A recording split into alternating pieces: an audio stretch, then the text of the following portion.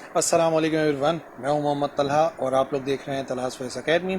आज हम लोग सेकेंडरी फिज़िक्स के न्यूमेरिकल्स सॉल्व करने वाले हैं और बारी है चैप्टर नंबर 11 यानी कि हीट की जो टेक्स्ट बुक प्रॉब्लम्स हैं उनको सॉल्व करने की, यानी कि वो न्यूमेरिकल जो कि हमें बुक में अवेलेबल हैं उनको सॉल्व करने की बारी है। और पेज नंबर 38 आप लोग निकाल लोगे तो आप लोगों को न्यूमेरिकल्स मिल जाएंगे और उन न्यूमेरिकल्स को हम सॉल्व करने वाले हैं one by one. Question number 1, part A. The normal human body temperature is 98.4 degree Fahrenheit. एक normal human body temperature given है जो कि है 98.4 degree Fahrenheit. What is this temperature on Celsius scale? तो ये जो टेम्परेचर है वो सेल्सियस में कितना होगा? What is this temperature on Celsius scale, यानी कि टेम्परेचर हमें फ़ारेनहाइट में गिवन है। ठीक है, जो टेम्परेचर है 98.4 ये फ़ारेनहाइट में है और हमें इसको कन्वर्ट करना है सेल्सियस में। अच्छा, बी पार्ट में लिखा हुआ है what temperature do the Fahrenheit and Celsius scales coincide. B part जो है वो ज़्यादा इंपॉर्टेंट है और थोड़ा सा अलग भी है। बात यह है कि वो टेम्परेचर बताना है कि अगर वो टेम्परेचर हो किसी पर्टिकुलर जगह पर, तो जो फ़ारेनहाइट और सेल्सियस दोनों के अलग अलग थर्मामीटर्स हैं, अगर एक फ़ारेनहाइट का थर्मामीटर है और एक सेल्सियस का थर्मामीटर है तो वो सेम टेम्परेचर शो करेगा। यानी कि जो सेल्सियस और फ़ारेनहाइट के स्केल्स हैं वो एक दूसरे को कोइंसाइड करेंगे, यानी कि एक दूसरे के बराबर आ जाएंगे। क्योंकि वैसे हमें पता है, वैसे फ़ारेनहाइट और सेल्सियस में डिफरेंस होता है। ठीक है, 0 डिग्री सेल्सियस बराबर होता है 32 डिग्री फ़ारेनहाइट के। यानी कि अगर हम बात कर रहे हो मेल्टिंग ऑफ आइस की, तो उस वक्त अगर हमारे पास सेल्सियस वाला थर्मामीटर होगा तो उस वक्त टेम्परेचर तो उस वक्त जो है सेल्सियस वाले के अंदर टेम्परेचर आ रहा होगा 0 डिग्री सेल्सियस, और फ़ारेनहाइट वाले थर्मामीटर में उसी वक्त यानी कि जब आइस मेल्ट हो रही होगी तो टेम्परेचर आएगा 32। लेकिन सवाल ये है कि क्या कोई ऐसा टेम्परेचर भी है जहां पर फ़ारेनहाइट का स्केल रखें या सेल्सियस का स्केल रखें, दोनों से सेम आंसर आए। और वही यहाँ पे मतलब है कि फ़ारेनहाइट और सेल्सियस स्केल कोइंसाइड। डेटा के अंदर टेम्परेचर इन फ़ारेनहाइट को टीएफ से शो करते हैं, वो लेक्चर में भी हम लोगों ने देखा था। सो वो कितना गिवन है? वो गिवन है 98.4 डिग्री फ़ारेनहाइट। तो उसको एज इट इज़ नोट कर लेंगे। और ए पार्ट में ही हमें क्या करना है कि यही वाला टेम्परेचर हमें चाहिए सेल्सियस में, और सेल्सियस वाले टेम्परेचर को हम शो करते हैं टीसी से। ठीक है, ये रिक्वायर्ड है। बी पार्ट जो है उसके अंदर हमें एक टेम्परेचर फाइंड करना है, टी फाइंड करना है, और ये वो टेम्परेचर है जहां पे टेम्परेचर इन सेल्सियस इक्वल हो जाता है टेम्परेचर इन फ़ारेनहाइट के। ठीक है ना, यानी कि दोनों बराबर हो जाते हैं, जो कि मैंने आपको क्वेश्चन में बात को समझाया है। टी फाइंड करना है। तो फर्स्ट पार्ट जिसमें हमें फाइंड करना है टेम्परेचर इन सेल्सियस, तो वो तो फॉर्मूला है सिंपल सा, T C is equal to T F upon 5/9 into T F minus 32, और ये ब्रैकेट में लिखा हुआ होता है। ठीक है, तो वैल्यू पुट करनी है हमें। टी एफ की जगह पे टी एफ की वैल्यू पुट करते हैं 98.4 माइनस 32। सो 98.4 में से माइनस कराएंगे 32 तो आंसर आ जाएगा 66.4। और फाइनली क्या करना है, हमें इस वैल्यू को मल्टीप्लाई कराना है 5 से और डिवाइड कराना है 9 से। ठीक है, तो और वैसे भी याद रखो कि हमें पहले ब्रैकेट को सॉल्व करना होता है, इस वजह से हम लोगों ने पहले ब्रैकेट को सॉल्व किया है। ठीक है, तो ब्रैकेट को सॉल्व करके 66.6 आया, now multiply by 5 and divide by 9, तो हमारे पास आंसर आ जाएगा 36.8 डिग्रीज सेल्सियस। ठीक है, सेल्सियस के अंदर कन्वर्ट करा है तो यूनिट ऑफ सेल्सियस लिखोगे। और अप्रॉक्सीमेटली अगर एमसीक्यूज के अंदर आप देखोगे तो जो टेम्परेचर गिवन होता है अक्सर राउंड ऑफ करके भी गिवन होता है, और वो हम कहते हैं 37 डिग्री सेल्सियस। यानी कि 37 डिग्री सेल्सियस है, ये नॉर्मल ह्यूमन बॉडी टेम्परेचर होता है। और अगर टेम्परेचर इससे ज़्यादा हो जाए तो फिर हम उसे कहते हैं कि बुखार हो रहा है, कुछ ना कुछ प्रॉब्लम है। तो बहरहाल ये जो है हमने कन्वर्ट कर दिया है सेल्सियस में। Now coming to the second part, according to the condition, condition क्या गिवन है कि फ़ारेनहाइट और सेल्सियस दोनों के टेम्परेचर जो है वो एक दूसरे के बराबर हैं। तो भाई अगर दोनों ही एक दूसरे के बराबर हैं तो दोनों को टी सी और टी एफ लिखने की क्या ज़रूरत है? दोनों को हम एक कॉमन नेम दे सकते हैं। तो कॉमन नेम मैंने यहाँ पे क्या दिया हुआ है, डेटा के अंदर कॉमन नेम मैंने दिया हुआ है टी। तो यही वाला फॉर्मूला इस्तेमाल कर लेते हैं। हालांकि हम लोग टी एफ वाला फॉर्मूला भी इस्तेमाल कर सकते हैं, लेकिन क्योंकि ये वाला फॉर्मूला ऑलरेडी पार्ट ए में हमने यूज़ किया है तो मैं सेम इसी फॉर्मूले को दोबारा से यूज़ कर रहा हूँ। T C is equal to 5/9 T F minus 32, और सिर्फ क्या करना है, जहाँ टी सी लिखा है वहाँ पे भी टी पुट करना पड़ेगा, और जहाँ पे टी एफ लिखा है वहाँ पे भी टी पुट करना पड़ेगा, क्योंकि दोनों टेम्परेचर्स बराबर हैं। तो ठीक है, पुट करते हैं तो ये हो जाएगा टी 5/9 टी माइनस 32। 9 इस तरफ जाके होगा मल्टीप्लाई, तो ये हो जाएगा 90, और 5 इन दोनों से बारी बारी मल्टीप्लाई होगा। पहले टी से मल्टीप्लाई होगा और फिर 32 से मल्टीप्लाई होगा। तो क्या इक्वेशन बनेगी? ये बन जाएगा 90, जो कि 9 जाके मल्टीप्लाई हुआ, 5t से मल्टीप्लाई होगा 5t, और 5 जब मल्टीप्लाई हुआ 32 से तो आ जाएगा माइनस का 160। रीअरेंज करो, 5t दूसरी तरफ जाके माइनस का 5t होगा, और 90 में से 5t माइनस करेंगे तो आंसर आ जाएगा 40, और इस तरफ माइनस का 160 एज इट इज़ लिखा हुआ है। So 4t is equal to minus का 160, t की वैल्यू चाहिए तो 4 इस तरफ जाके डिवाइड होगा माइनस के 160 के साथ, तो कैंसिल होने के बाद 4 1 4 और 4 4 16, ये आंसर आ जाएगा माइनस का 40 डिग्रीज। ये वो टेम्परेचर है कि अगर किसी जगह का ये टेम्परेचर हो रहा होगा तो जो थर्मामीटर सेल्सियस वाला होगा वो भी 40 शो कर रहा होगा, और जो थर्मामीटर होगा फ़ारेनहाइट वाला वो भी शो कर रहा होगा 40। इस वजह से यहाँ पे मैंने कोई यूनिट नहीं लिखा, आप आगे डिग्री सेल्सियस और डिग्री फ़ारेनहाइट लिख सकते हो, या फिर बेहतर ये है कि सिर्फ डिग्रीज ही लिख दो। सो रिजल्ट भी ऐसे होगा, normal human body temperature on Celsius scale 36.8 होता है, और बी पार्ट था Fahrenheit and Celsius scale coincide करते हैं एक दूसरे को 40 डिग्रीज पर। क्वेश्चन नंबर 2, एक स्टील रॉड है और उसकी लेंथ एग्जैक्टली 0.2 सेंटीमीटर है। ठीक है, एक स्टील से बनी हुई रॉड है। ठीक है, तो मटेरियल भी हमारे काम का है, और उसकी लेंथ गिवन है 0.2 सेंटीमीटर, यानी कि इनिशियल लेंथ है, और किस टेम्परेचर पे 30 डिग्री सेल्सियस पे उसकी लेंथ है 0.2 centimetre. So what will be its length at 60 degree Celsius, क्या होगी उसकी लेंथ एट 60 डिग्री सेल्सियस, ये हमें फाइंड करना है। तो इनिशियल फाइनल टेम्परेचर वगैरह गिवन है, बस नई लेंथ पता करनी है। ठीक है, सो इनिशियल लेंथ L1 से शो करते हैं हम लोग। जो हमारा लेक्चर था उस लेक्चर के अंदर मैंने बताया था इनिशियल लेंथ ऑफ रॉड को हम L1 से शो करेंगे तो 0.2 सेंटीमीटर के बराबर आएगा। अच्छा, इनिशियल टेम्परेचर को T1 से शो करेंगे जो 30 डिग्री सेल्सियस गिवन है। फाइनल लेंथ ऑफ रॉड हमें पता करनी है L2। ठीक है, क्वेश्चन मार्क आ गया। और फाइनल टेम्परेचर जो रॉड का है वो हमें गिवन है 60 डिग्री सेल्सियस पे। अच्छा, एक चीज़ और है जो फिलहाल नहीं गिवन है यहाँ पर क्वेश्चन में, क्योंकि ये तो बुक से हमने देख के लिखा है, बट पेपर में अगर इस किस्म का कोई भी न्यूमेरिकल आता है तो हमें वो वैल्यू गिवन होती है। ठीक है, और वो वैल्यू किस चीज़ की है? वो वैल्यू है कोफिशिएंट ऑफ लीनियर एक्सपेंशन, जो कि है स्टील के लिए अल्फा। अल्फा फॉर स्टील बराबर होता है 11 एक्सपोनेंट -6 केल्विन इनवर्स या डिग्री सेल्सियस इनवर्स, और ये आपको बुक में मिल जाएगा। ठीक है, तो बुक में क्योंकि एक टेबल में सारी वैल्यूज गिवन थी तो उन्होंने क्वेश्चन के साथ नहीं दी हैं ताकि स्टूडेंट को ढूंढना भी आए इस वैल्यू को। पेज नंबर 5 पर जाकर, बुक के पेज नंबर 5 पर जाके तमाम के तमाम मटेरियल्स के आगे उनकी अल्फा की वैल्यू गिवन है, तो एक्सपोनेंट -6 वाली लिखो, एक्सपोनेंट -5 वाली, डजंट मैटर, दोनों इक्वल हैं एक दूसरे के। ठीक है ना, तो बहरहाल पेपर में जब ये वैल्यू आती है आपको याद करने की जरूरत नहीं है, पेपर में वैल्यू गिवन होती है। तो अब हमें नई लेंथ का फॉर्मूला इस्तेमाल करना होगा। नई लेंथ का फॉर्मूला L2 बराबर होता है L1 1 plus alpha delta T के। ठीक है, ये वाला फॉर्मूला जो कि लीनियर एक्सपेंशन के अंदर ड्राइव किया जाता है for finding the new length. बस वैल्यूज ही पुट करनी है हमें। 0.2 L1 की जगह पर आ गया, और अल्फा की जगह पे 11 एक्सपोनेंट -6, और delta T change in temperature अलग से भी निकाल सकते हो, बट मैंने यहीं पर ही पुट कर दिया। 60 - 30 कितना हो जाएगा? 30। और फाइनली इस 30 को मल्टीप्लाई कराएंगे, पहले इसको सॉल्व करेंगे, हरगिज पहले +1 नहीं कर सकते। ठीक है, पहले इनको मल्टीप्लाई वाला को करना है, वुडमास का जो रूल है उसको याद रखिएगा। सो 30 × 11 एक्सपोनेंट -6 हो जाएगा 0.00033। अब इसमें +1 कर देंगे, जैसे ही +1 करेंगे तो 1.00033 आएगा, और finally this value multiply by 0.2, सो हमारे पास नई लेंथ आ जाएगी 0.2000066 सेंटीमीटर्स। और ये बात याद रखो कि ये मैं लीनियर एक्सपेंशन में हमेशा समझाता हूँ कि नई लेंथ जो आती है वो टेम्परेचर चेंज करने पे कोई ऐसा नहीं होता कि डबल हो जाती है लेंथ, ऐसा नहीं होता।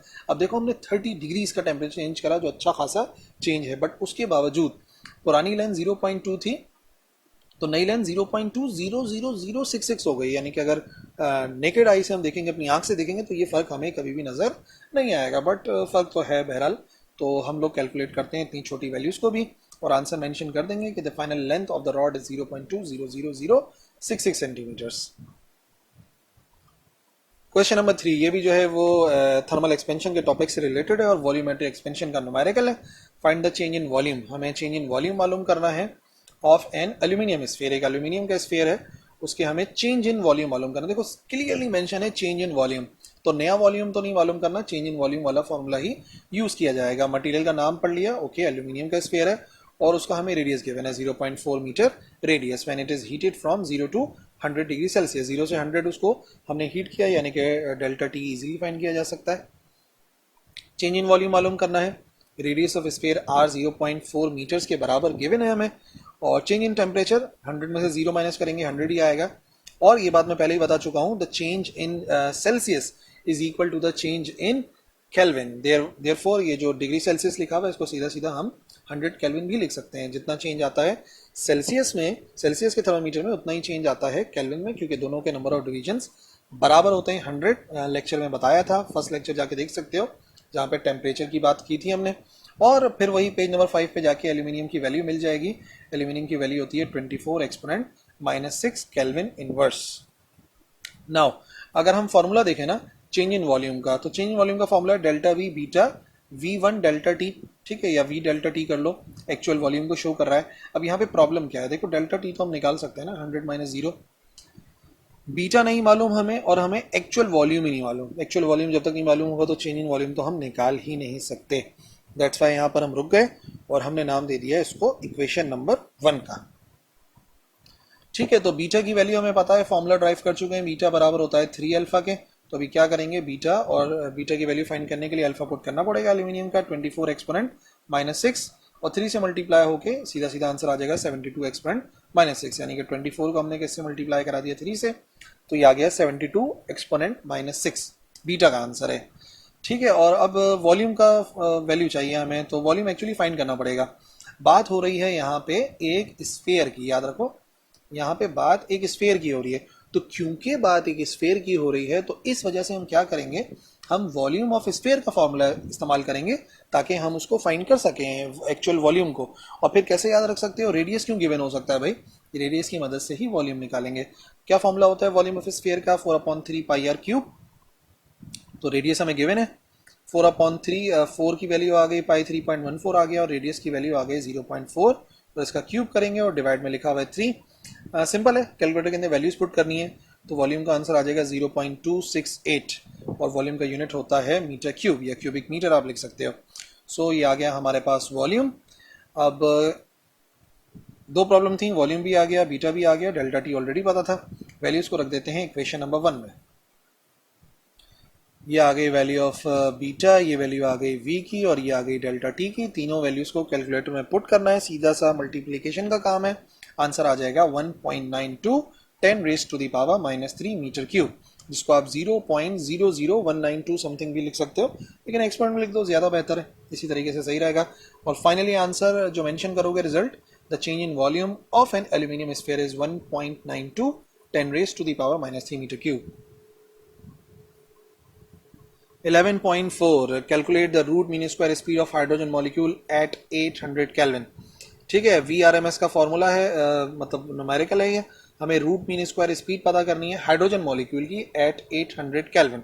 ठीक है, 800 केल्विन में पता करनी है, तो डेटा तो सिंपल ही बन जाएगा। Temperature of the gas 800 kelvin है, VRMS पता करना है जो कि रूट मीन स्क्वायर स्पीड कहलाती है।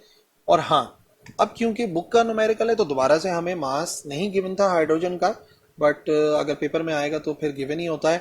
Molar mass of hydrogen molecule capital M से शो करते हैं मोलर मास को, और वो किसके बराबर होता है, वो होता है 2 ग्राम के बराबर, क्योंकि यहाँ पे हाइड्रोजन गैस की बात हो रही है, मॉलिक्यूल की बात हो रही है। तो हाइड्रोजन के मॉलिक्यूल का मतलब क्या हो गया, हाइड्रोजन के मॉलिक्यूल का मतलब हो गया H2।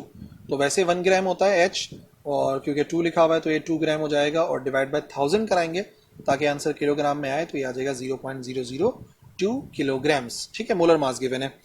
ठीक है, अभी क्या करो, वैल्यू पुट करनी है, फॉर्मूला वो वाला पुट करना होगा जिसमें मोलर मास यूज हो रहा है। VRMS is equal to 3RT/m, याद रखो। क्योंकि मोलर मास हमें मालूम था या गिवन था तो हमने ये वाला फॉर्मूला इस्तेमाल करा, वरना फॉर्मूला एक और भी है जो कि होता है 3kT/m। R की जगह पे K भी आ सकता है और कैपिटल M की जगह पे स्मॉल m भी आ सकता है, लेकिन वो स्मॉल m कब इस्तेमाल करते, जब हमें मॉलिक्यूल का मास गिवन हो। फॉर एग्जाम्पल इसी न्यूमेरिकल के अंदर जो गिवन वैल्यू हो वो मॉलिक्यूल का मास हो, तो फिर उस सूरत में जो फॉर्मूला हम लोगों ने ड्राइव किया था VRMS का, वो था 3kT/m, स्मॉल m ना। समझिए मेरी बात, मैं ये कहना चाह रहा हूं कि भाई अगर मोलर मास गिवन है तो 3RT/कैपिटल M होता है, क्योंकि कैपिटल M जो है वो मोलर मास है। बट अगर मास ऑफ मॉलिक्यूल गिवन होता कि भाई 3.32 10⁻⁻27 जो कि मॉलिक्यूल का मास होता है हाइड्रोजन के, अगर वो गिवन होता तो फॉर्मूला इस्तेमाल करते 3kT/m, जबकि k जो है वो बोल्ट्जमैन कांस्टेंट होता है 1.38 10⁻³ और याद रखो दोनों फॉर्मूलों से आंसर सेम ही आएगा। तो चलो फिलहाल अभी सॉल्व करते हैं इसी से। तो 3 इंटू आर की वैल्यू जनरल गैस कांस्टेंट 8.313 और टी की वैल्यू 800 और डिवाइड बाय एम में लिखा हुआ है 0.002। सो यहाँ से हमें वैल्यू मिल जाएगी VRMS की 3158.4 मीटर पर सेकेंड। तो हाइड्रोजन मॉलिक्यूल की जो रूट मीन स्क्वायर स्पीड होती है वो होती है 3158.4 मीटर पर सेकेंड। सिंपल सा फॉर्मूला वो है, न्यूमेरिकल है, बट मैंने ये बताना था कि 3 kT ओवर स्मॉल एम भी हो सकता है फॉर्मूला, या 3 kT ओवर कैपिटल एम वाला भी यूज हो सकता है।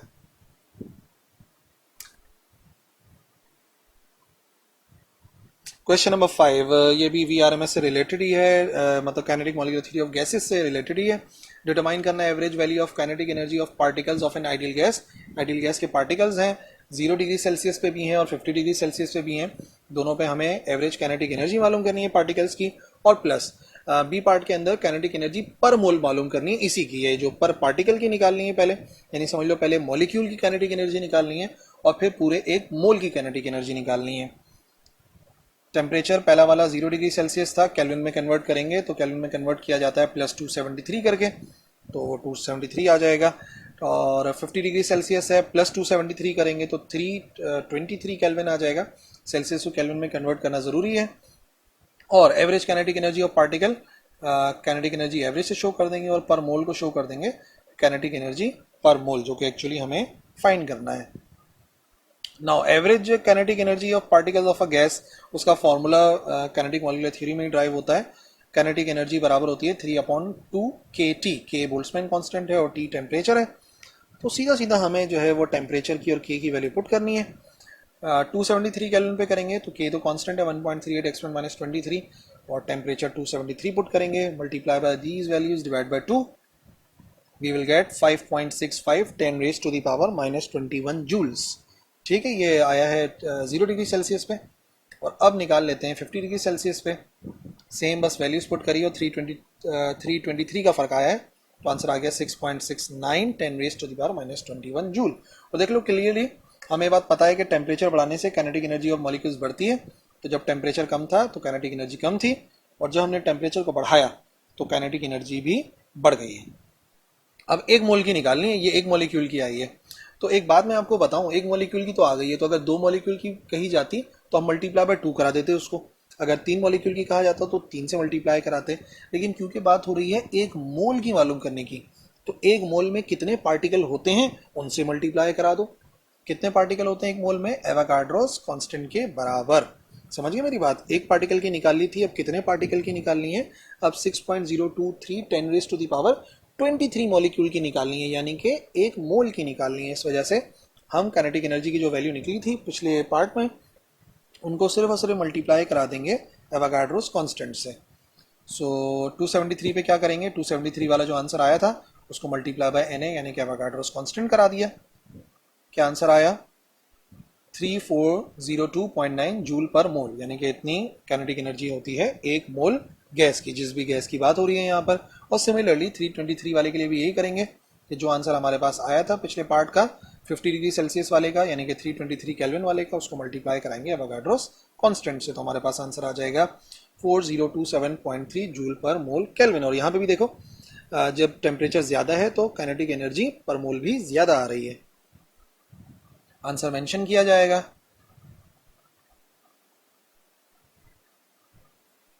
क्वेश्चन नंबर 6, स्पेसिफिक हीट से रिलेटेड वाहिद न्यूमेरिकल है हमारे टेक्स्ट बुक प्रॉब्लम्स के अंदर। एक 2 किलोग्राम का आयरन ब्लॉक था जिसको हमने एक फर्नेस से निकाला, फ्रॉम अ फर्नेस यानी कि एक भट्टी से जहाँ पे उसे गर्म किया जा रहा था, where its temperature was 650 degree Celsius, जहाँ उसका टेम्परेचर 650 डिग्री सेल्सियस था, यानी कि उसको अच्छा खासा गर्म किया जा रहा था। And placed on a large block of ice, और जब वहाँ से निकाला तो एक बर्फ की सिल पर रख दिया, एक बड़े से ब्लॉक के ऊपर रख दिया, और यकीनन अगर बर्फ है तो वो होगी एट 0 डिग्री सेल्सियस। अज्यूम करो कि सारी की सारी हीट जो आयरन से निकली है वो सारी की सारी आइस को मेल्ट करने में इस्तेमाल हो रही है, जो कि होता नहीं है, सराउंडिंग में भी जाती है, बट कंसिडर करने के लिए कहा गया है। तो कितनी आइस मेल्ट होगी ये हमें मालूम करना है। सो मास ऑफ आयरन ms से शो कर देते हैं, तो ये हो जाएगा सॉलिड का मतलब, तो ये हो जाएगा बराबर 2 किलोग्राम, और टेम्परेचर ऑफ आयरन Ts वही टेम्परेचर ऑफ सॉलिड, और ये कितना हो जाएगा? ये हो जाएगा 650 degree Celsius. Temperature of ice 0 degree Celsius पे था, और हमें मास ऑफ आइस मालूम करना है जो कि मेल्ट होगा। तो यहाँ पे इस्तेमाल करेंगे बेसिकली एक लॉ है, लॉ ऑफ हीट एक्सचेंज, यानी कि जितनी हीट लॉस करेगा आयरन उतनी हीट गेन करेगी आइस। ठीक है, रुक जाते हैं। ये हो गई हमारी इक्वेशन नंबर 1, क्योंकि अज्यूम ही ये करना था ना कि जितनी हीट निकली आयरन से वो सारी की सारी किसने एब्जॉर्ब कर ली? आइस ने। अच्छा, आयरन ने जो लॉस हीट करी है ना, तो इस बात को समझो कि उस हीट को लॉस करने की वजह से आयरन का टेम्परेचर चेंज हुआ है, जबकि जो हीट गेन करी है आइस ने, उससे उसका टेम्परेचर नहीं चेंज हुआ, उससे वो मेल्ट हो गई। समझ रहे मेरी बात? यानी कि जब टेम्परेचर चेंज होता है तो हम स्पेसिफिक हीट की बात करते हैं, और जब स्टेट चेंज होती है जो कि आइस की हुई है, तब हम बात करते हैं किस चीज़ की? तब हम बात करते हैं लेटेंट हीट की। और क्योंकि यहाँ पे मेल्टिंग हो रही है तो लेटेंट हीट ऑफ फ्यूजन की बात की जा रही होगी। लेटेंट हीट का टॉपिक फर्स्ट ईयर में है नहीं, लेकिन आप सॉरी सेकेंड ईयर में है नहीं, लेकिन फर्स्ट ईयर केमिस्ट्री में आप लोगों ने स्टडी करा होगा, यानी तो मैट्रिक का कुछ आइडिया होगा। लेटेंट हीट का जो काम होता है वो होता है स्टेट को चेंज कराना, जबकि स्पेसिफिक हीट का काम होता है टेम्परेचर को चेंज कराना, स्टेट को नहीं। तो जब आयरन का फॉर्मूला निकालेंगे तो हम निकालेंगे उसी फॉर्मूले से जो स्पेसिफिक हीट वाला है, यानी कि delta Q. Heat loss by iron को हम क्या लिख सकते हैं? हीट लॉस बाय आयरन को हम लिख सकते हैं डेल्टा क्यू के बराबर। तो जो डेल्टा क्यू है वो किसके बराबर आएगा? M C delta T.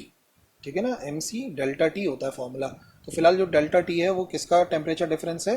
Iron का, माइनस करा देंगे आइस से। बाकी सी जो है वो स्पेसिफिक हीट है आयरन की, और एम जो है उसको एम एस भी लिख सकते हैं जो कि मास ऑफ आयरन होगा। ठीक है ना। तो आयरन का क्योंकि टेम्परेचर चेंज हुआ है तो हम इस्तेमाल कर रहे हैं फॉर्मूला ऑफ स्पेसिफिक हीट, जबकि आइस का चेंज हुआ है स्टेट। ठीक है, तो उसके लिए हम फॉर्मूला इस्तेमाल करेंगे लेटेंट हीट का। लेटेंट हीट का फॉर्मूला होता है डेल्टा क्यू, जो कि यहाँ पे मैंने heat gained by ice due to it melts, वो बराबर होता है एम एच एफ के। और एच एफ क्या है? एच एफ है latent heat of fusion of ice. Ice की जो लेटेंट हीट ऑफ फ्यूजन होती है, और जब ये सवाल पेपर में आएगा तो ये गिवन होंगे कॉन्स्टेंट स्पेसिफिक हीट और लेटेंट हीट ऑफ फ्यूजन। तो ये परेशान नहीं होना कि हम किस तरीके से फाइंड करें, ये वैल्यूज गिवन होंगी। ठीक है, चलो वैल्यूज पुट करते हैं। इक्वेशन नंबर 1 में दोनों वैल्यूज रखी, तो यहाँ पर आ गया एम सी और यहाँ पे आ गया एम एस भी कर सकते हैं इसको, मास ऑफ सॉलिड है, और यहाँ पर वैल्यू आ गई एम आई और एच एफ की वैल्यू। ठीक है, अब वैल्यूज पुट करेंगे। तो वैल्यूज में यहाँ पे देख लो पीछे क्या था, एम की जगह पे मास ऑफ सॉलिड और स्पेसिफिक हीट और उसका टेम्परेचर चेंज। तो फिर 2 आ गया यहाँ पर आ गया स्पेसिफिक हीट ऑफ आयरन जो कि गिवन होगी 499.8 और टेम्परेचर चेंज 650 माइनस 0। फिर आइस के लिए m और एच एफ होता है, एच एफ यानी कि latent heat of fusion of ice जो कि गिवन होगी, और ये जो वैल्यू है ना 3.36 10 रेज टू द पावर 5, ये actually latent heat of fusion है आइस की, जो कि एच एफ से हमने शो करा था। ठीक है ना, तो ये गिवन वैल्यूज होंगी दोनों कॉन्स्टेंट्स, इसके बारे में परेशान नहीं होना।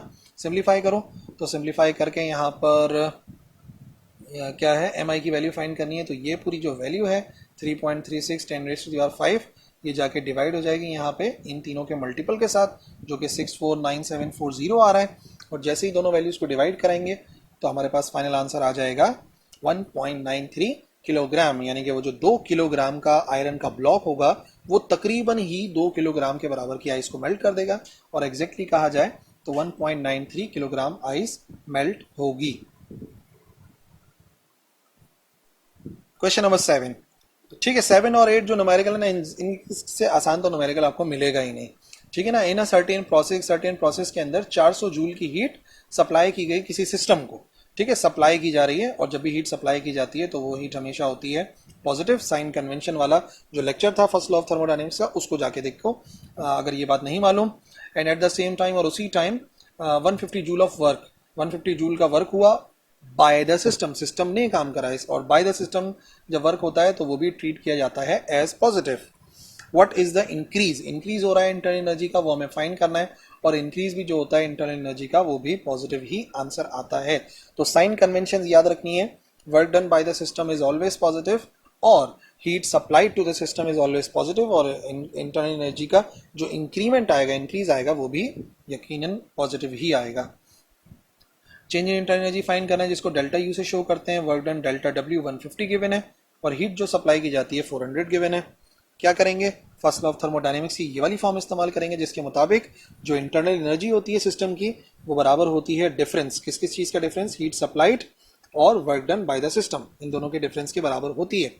ठीक है, तो हम क्या करेंगे, हम यहाँ पर एक काम करेंगे, वो काम ये है कि बस वैल्यूज पुट करेंगे 400 माइनस 150, और बिना कैलकुलेटर के भी आप लोग बता सकते हो कि वो आंसर आ जाएगा 250 जूल्स के बराबर। तो इसका मतलब क्या हुआ, इंटरनल एनर्जी के अंदर इजाफा होगा 250 जूल्स का। तो देख लो इजाफा हुआ है तो पॉजिटिव ही आंसर आ रहा है। Same as it is numerical number 8 भी है हमारे पास। इस मरतबा increase in internal energy given है, और क्योंकि इंक्रीज गिवन है तो पॉजिटिव 400 होगा। When 800 joule of work is done by a system. अब work done by the system वो भी पॉजिटिव ही होता है। तो सवाल यह है कि what is the amount of heat supplied during this process. इस प्रोसेस में कितनी हीट सप्लाई की जा रही है, और हीट सप्लाइड का आंसर भी पॉजिटिव ही आएगा। एज इट इज डेटा आ गया, डेल्टा यू 400, डेल्टा डब्ल्यू 800 और डेल्टा क्यू हमें फाइंड करना है।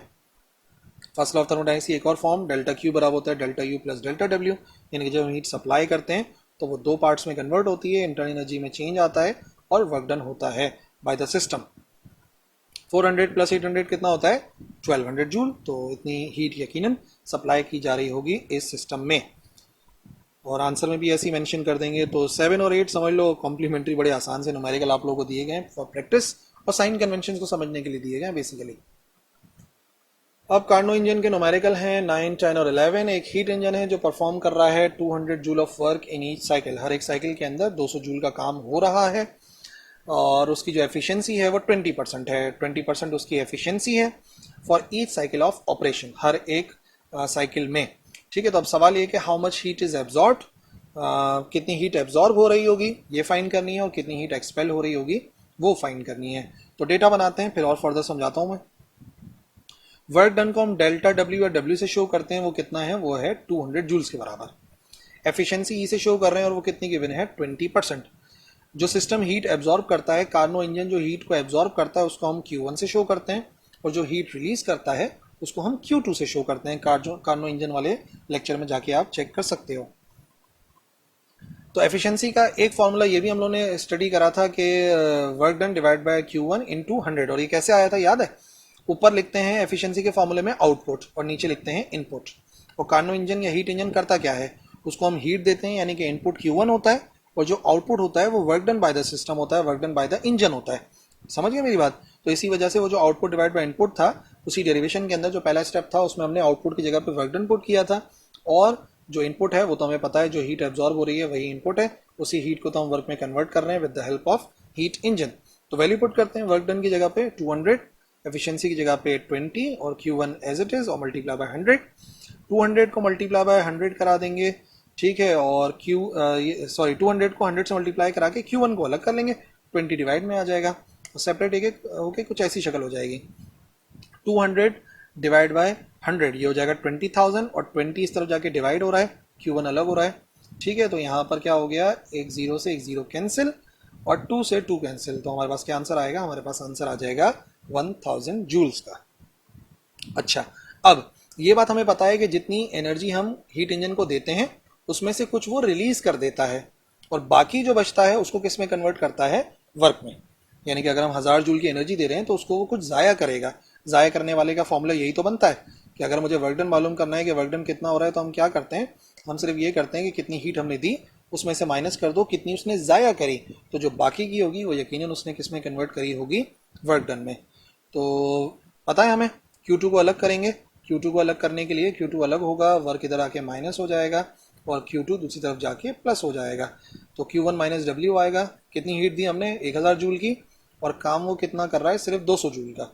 तो 1000 माइनस 200, तो कितनी ज़ाया कर रहा है, इसका मतलब हर साइकिल ऑफ ऑपरेशन में 800 जूल्स के बराबर की एनर्जी ज़ाया हो रही है, और इसी वजह से जो एफिशिएंसी है वो काफ़ी कम है ना, सिर्फ और सिर्फ 20% है। यानी कि 1000 में से 200 का वर्क कर रहा है, और 800 है उसको वो क्या कर रहा है, ज़ाया कर रहा है। हीट एब्जॉर्ब 1000 और heat expelled 800 joules. Question number 10, heat engine operate कर रहा है बिटवीन टू रेजरवायर्स, और उन दोनों रेजरवायर्स के टेम्परेचर गिवन है 25 डिग्री सेल्सियस और 300 degree Celsius. What is the maximum efficiency of this engine, इस इंजन की हमें मैक्सिमम एफिशिएंसी मालूम करनी है। ठीक है, दो रेजरवायर हैं, एक हॉट रेजरवायर होता है और एक कोल्ड होता है। कौन सा वाला हॉट है, कौन सा वाला कोल्ड है? यकीनन जिसका टेम्परेचर ज्यादा वो हॉट रेजरवायर है, जिसके टेम्परेचर को हम T1 से शो करते हैं। ठीक है, और जिसका टेम्परेचर कम है वो कोल्ड रेजरवायर है, और उस टेम्परेचर को हम शो करते हैं T2 से। ये जानबूझ के आगे पीछे लिखा हुआ है ताकि स्टूडेंट कंफ्यूज हो, लेकिन पहले जो कार्नो इंजन होता है उसको हीट दी जाती है, पहले हॉट बॉडी पे रखा जाता है। तो याद रखो T1 जो है वो हॉट बॉडी वाला होगा यानी कि 300, और बाद वाला जो कम वाला टेम्परेचर है वो कोल्ड बॉडी का होगा यानी कि T2 का। हॉट रेजरवायर T1 300 और कोल्ड रेजरवायर T2 यानी कि 25 डिग्री सेल्सियस। बट भूलना नहीं है, सेल्सियस में नहीं सॉल्व करते, केल्विन में सॉल्व करते हैं। तो इसको केल्विन में कन्वर्ट करेंगे, और कैसे कन्वर्ट करते हैं, बाय एडिंग 273 तो 273 25 में ऐड करेंगे तो 298 आ जाएगा, और 273 में 300 ऐड करेंगे तो 573 आ जाएगा। यानी कि अब तो हमें सिंपल फॉर्मूला इस्तेमाल करना है एफिशिएंसी ऑफ कार्नो इंजन का, जो कि T2/T1 इंटू 100 होता है, जो final formula in terms of temperature हम ड्राइव करते हैं। वैल्यूज पुट करनी है, 298 डिवाइड बाई 573, पहले 298 को डिवाइड कराना पड़ेगा 573 से, तो आंसर आ जाएगा 0.52। फिर 1 माइनस 0.52 करेंगे तो 0.48 आएगा, और फाइनली जब उसको 100 से मल्टीप्लाई करा देंगे तो आंसर आ जाएगा 48%। यानी कि जिस कार्नो इंजन की बात हो रही है उसकी मैक्सिमम एफिशिएंसी होगी 48%। नाउ लास्ट न्यूमेरिकल आएगा 11.11, और ये पेपर के पॉइंट ऑफ व्यू से भी अच्छा खासा इंपॉर्टेंट है। हमें लो टेम्परेचर रेजरवायर गिवन है कार्नो इंजन का, लो टेम्परेचर है तो कंफर्म है T2 की वैल्यू हमें गिवन है, कितनी है 7 डिग्री सेल्सियस, ये T2 है, और एफिशिएंसी गिवन है उसकी पहले वाली 40%। और हम क्या चाहते हैं, हम चाहते हैं, इट इज डिजायर्ड, हम ऐसा चाहते हैं कि उसकी एफिशिएंसी हम 50% बढ़ा लें। तो how much degree is the temperature of hot reservoir is increase, जो टेम्परेचर है हॉट रेजरवायर का उसको कितना बढ़ाना पड़ेगा, क्योंकि जो कार्नो इंजन का लो रेजरवायर है वो कांस्टेंट रखा जाएगा, ठीक है, और सिर्फ हम क्या कर सकते हैं, हॉट रेजरवायर के टेम्परेचर को बढ़ाकर ही हम एफिशिएंसी को बढ़ा सकते हैं, ठीक है। तो T2 7 डिग्री सेल्सियस था, प्लस 273 कर दो 280 केल्विन, इनिशियल एफिशिएंसी इवन कर देते हैं 40%, और फाइनल हो जाएगी 50%। चेंज इन टेम्परेचर हमें T1 वाले का पता करना है, यानी कि हॉट रेजरवायर का, इस वजह से वो हो गया डेल्टा T1। तो देखो सिंपल सी लॉजिक है, हम पता है क्या करेंगे, हम पहले T1 की वैल्यू निकाल लेते हैं कि 40% एफिशिएंसी पर T1 कितना था, फिर हम ये निकाल लेंगे कि 50% पर T1 कितना होना चाहिए, और फाइनली दोनों का फर्क निकाल लेंगे, ठीक है। नहीं समझ में आई बात तो देख लो, सोल्यूशन के जरिए समझ लो। एफिशिएंसी का फॉर्मूला हमें पता है 1 is equal to T2 divide by T1 into 100, ये फॉर्मूला हमें पता है। अब इसी फॉर्मूले को एक मरतबा 40% के लिए अप्लाई करो और एक मरतबा 50% के लिए, और याद रखो दोनों में T2 को हम चेंज नहीं कर सकते, T2 को हमें कांस्टेंट ही रखना पड़ेगा। तो पहले 40% के लिए, 40% के लिए T2 की जगह पे 280 आ गया, और E1 आ गया इधर, और इधर T1। अच्छा E1 40 गिवन था हमें, और 100 को 40 के साथ डिवाइड में ले गए हम, तो ये क्या हो गया 40 डिवाइड बाई 100 कितना हो जाएगा 0.4। यहाँ पे 1 माइनस 280 डिवाइड बाई T1 लिखा हुआ है, माइनस का 280 डिवाइड बाई T1 इधर जाके प्लस हो जाएगा, और 0.4 इधर 1 के साथ आके माइनस हो जाएगा, तो 1 माइनस 0.4 और 280 upon T1 as it is. 1 minus 0.4 कितना होता है, ये बराबर होता है 0.6 के। तो अगर इधर 0.6 आ गया मिसाल के तौर पे, तो हम क्या कराएंगे, हम T1 की वैल्यू को इधर अलग करेंगे, मल्टीप्लाई में लेकर आएंगे, और 0.6 को ले जाएंगे 280 के साथ डिवाइड में, तो 280 डिवाइड बाय 0.6 यहाँ पे लिखा हुआ है ना, वो आ जाएगा 466.6 केल्विन के बराबर। ये टेम्परेचर होना चाहिए हॉट बॉडी का, हॉट रेजरवायर का, जब एफिशिएंसी 40 है। अब देख लेते हैं कि सेम यही टेम्परेचर कितना होना चाहिए 50% एफिशिएंसी पर। फर्क क्या आया, सिर्फ T1 का कोई नया नाम देना था, T1 प्राइम कर दिया मैंने, बाकी मैंने बताया ये नहीं कन्वर्ट चेंज कर सकते, इसको हमें कांस्टेंट रखना पड़ेगा। और फिलहाल तो ऐसा मेंशन नहीं है यहाँ पे, पेपर में आपकी आसानी के लिए ऐसा लिखा हुआ भी होगा कि क्या कांस्टेंट रखना है। एज इट इज सॉल्व करो, सिर्फ 40 की जगह पे 50 आएगा, तो 50 डिवाइड बाई 100, यही 100 आके डिवाइड हो गया, 50 डिवाइड बाई 100 होता है 0.5। फिर हमने क्या करा था, माइनस का 280 अपॉन T1 प्राइम इधर, और 0.5 इधर T1 के साथ आ जाएगा, तो ये क्या बनेगा 1 माइनस 0.5, 0.5 ही आता है, 1 में से 0.5 अगर माइनस करा दो, और फिर वैसे ही अरेंजमेंट करी, T1 प्राइम को अलग करके इन दोनों का जो आंसर आया 0.5 उसको 280 से डिवाइड करा दिया, इस मरतबा आंसर आ जाएगा 560.5, ठीक है, सॉरी ये 560.5 लिखा हुआ है। तो ये 466.6 पहले वाला टेम्परेचर है, ये बाद वाला 50% एफिशिएंसी के लिए। और हमें क्या करना है, हमें दोनों का फर्क निकालना है कि कितने डिग्री टेम्परेचर हॉट रेजरवायर का बढ़ाया जाए, ठीक है। तो अब हम क्या करेंगे, हम दोनों का डिफरेंस निकालेंगे कि बाद वाली जो ज़्यादा वाला टेम्परेचर था उसमें से कम वाले को माइनस करा दो, T1 प्राइम में से माइनस करा देंगे हम सिर्फ और सिर्फ T1 को, तो क्या वैल्यू आएगी 560 में से 466.6 माइनस कराएंगे, पॉइंट की वैल्यू निगलेक्ट भी की जा सकती है, ठीक है, लेकिन बहरहाल माइनस कराने के बाद आंसर आ जाएगा 93.4 केल्विन। यानी कि अगर जो हमारे पास T1 है, अगर उसके टेम्परेचर को हम बढ़ा दें 93.4 केल्विन, तो इस सूरत में हम क्या कर सकते हैं, इस सूरत में हम जो एफिशिएंसी थी इस कार्नो इंजन की 40 से 50 कर लेंगे, और जो लो टेम्परेचर रेजरवायर है उसको चेंज नहीं करना पड़ेगा। ठीक है, ये डेल्टा T1 है, यानी कि temperature of hot reservoir increase करा जाएगा 93.4 केल्विन के। आई होप सारे न्यूमेरिकल समझ में आ गए होंगे। कोई कंफ्यूजन है तो लिखिए कमेंट सेक्शन के अंदर, मैं इंशाल्लाह अप्लाई करूंगा। That's all for this lecture. Allah हाफिज़।